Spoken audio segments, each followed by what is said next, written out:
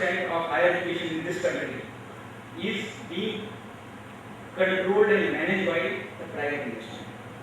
In Maharashtra alone, there is around 50 to 60,000 crore rupees of investment in creating the educational infrastructure for higher education. 50,000 to 60,000 crores rupees. It's such a huge asset. And to manage that asset, actually we need a very strong leader. Those who can understand the context. It's very important to understand the context. It's very important to understand the people with whom you are working. It is very understand the community, the students and the faculty members. I have seen a very obvious reaction that we are unable to produce results because we do not have good faculty members. We can't produce results because of this constraint. We can't produce results because good students go out for Pune and Mumbai institutions, and we are getting students those who are having less percentage or less caliber. Actually, these all are excuses, I would say. What it is lacking to understand the context. You have to understand. Let us say, in the very first year, if you are doing this kind of stuff you are going to get, and you have the 4 years with you to really process that stuff, and you have a very good time available to you, the 4 dedicated years student gives to you, I think there is no excuse left. If you can plan the things accordingly, you can make a really wonderful changes, even the student who is coming, whatever the background is coming to your institution. I think that leadership which is missing, who can drive such a big investment. And our conventional way of looking towards education institutions need a drastic change. Institution nowadays, I think, only can do justice if you empower the faculty members, if you can empower with accountability. I would not say simply empowered. Yes, empowered with a very accountable system with a responsibility, and you can find the big change definitely would be there even after having the constraints. There's a very good quote, I have taken it from one of the site, which really talks about what kind of leaders we need. Why should anyone be led by you? A word from the head, and in the end we follow them. Not because we are paid, not because we might see advantage, not because of things they have accomplished, not even because of the dreams they dream, but simply because of they are the men, the women, the leader, the boss, standing up there when the wave hits the rock, passing out faith and confidence like life jackets, knowing the crunch, holding the doubts, imagining the delights, and terror for every landfall. Captain, pirate, and parents by turns, the bearer of our countless hopes and expectations. We give them our trust, we give them our efforts, what we ask in return is that they stay true. I think in this kind of situation we really need a very compassionate leader, a faithful and genuine leader, so that he can work in this kind of situation, in the situation where we really stand on that crossroad, where the right kind of people in this system are going to decide the fate of Indian higher education. Because it's a very big responsibility, being having 70 to 80% private investment, therefore it's a big responsibility to get the right kind of people who can drive this thing. Academic leadership. No doubt, we want academic head who is from academic background. Because it is very important. Anybody coming in the academic field, let us say, there is a lot of debate. I have heard in a number of places why we only need academic background person to lead academic institution.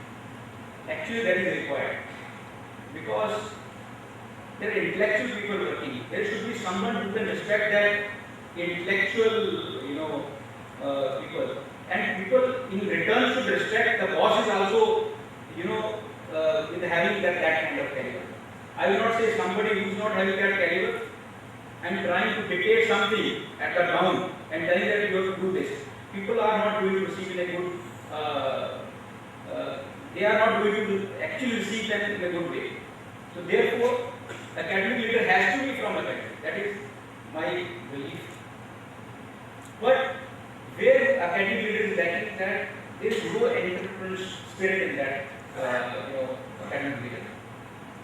Whenever in US, I have seen recently Dr. Vinod Khosla became Chancellor of University of California San Diego campus. I was reading his article. So he made a statement: in my tenure of 5 years, 6 years, I am going to create a $6 billion fund for my university. And second thing, they asked, sir, where do you want to see your institution after 5 to 6 years? तो उन्होंने कहा कि अगर 5 साल बाद मेरा बच्चा ये प्रेफर करेगा कि मुझे इस इंस्टीट्यूशन में पढ़ना है, तो मैं समझूंगा मैंने अच्छा काम किया. So that kind of leader, I think, is missing. There is no entrepreneurship spirit in academic leaders, and therefore they cannot take bold decisions whenever it is required.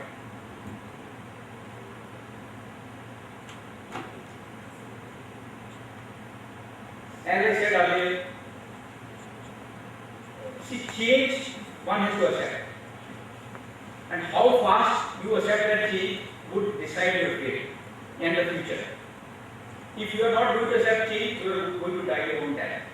And if you are accepting change, still you can go close to the death. The reason is because you have to then manage that change very properly.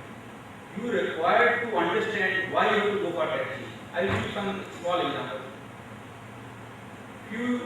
2 years back, no, 3 years back, we thought, why not go as an autonomous institution? Because once you have autonomy, then you can really implement a lot of things in your own way. At that time, when we sat along with our senior staff and all those things, and I got a feedback, sir, ये time ठीक नहीं है, हमको we should not go for that. आपने देखा हो X, Y, Z institution academic autonomy लिए, and they are finding it very difficult, even including government college, they are finding it very difficult. So now how you are going to survive?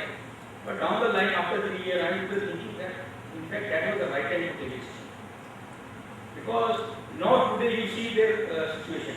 Today you can find all those who have taken this in that time. They have gone through the battles, no doubt about it. If you have to really, work with that pace, you have to go with that battles. So change is very important, and change has to happen at the right time. You should not wait, and you have to really prepare yourself to really manage those changes effectively so that you can really pass that turbulent time in a proper way. Building consensus and promote collaboration is a very important aspect of academic leadership. Promote faculty development, set academic priorities, champion your programs, and evaluate faculty effectively. These are, I think, the very important role of any academic leader. At the end, I have a small a story which I want to share with you, which talks about the potential of institution like MIT, and any institution probably in Part-4 has the same kind of potential. That is what I think. It's a very interesting story. It started in early 2008. I was attending one program in Mumbai. That program was arranged by UDC Mumbai. And in that program, I met with a scientist from US but Indian based. And in that 2 days conference, we had a lot of interaction, and then we came very close to each other. He said, what exactly you are doing and all those things. And we come to know that we have engineering colleges and technical institutes. He said, I have one project. It was really very casual talk. I can tell you. So very casual talk. And it was lunch time. We were taking lunch. He said, I have one project. Second day. So I said, what kind of project it is? He said, I have one chemistry. And which is a unique chemistry. And the uniqueness of that chemistry is that you can convert any kind of lipid into biofuel. And it is unique in the world. And whatever the biofuel technologies are available, they are very specific to certain chemistry. But with this chemistry, you can convert any kind of lipid into biofuel. So being a civil engineer,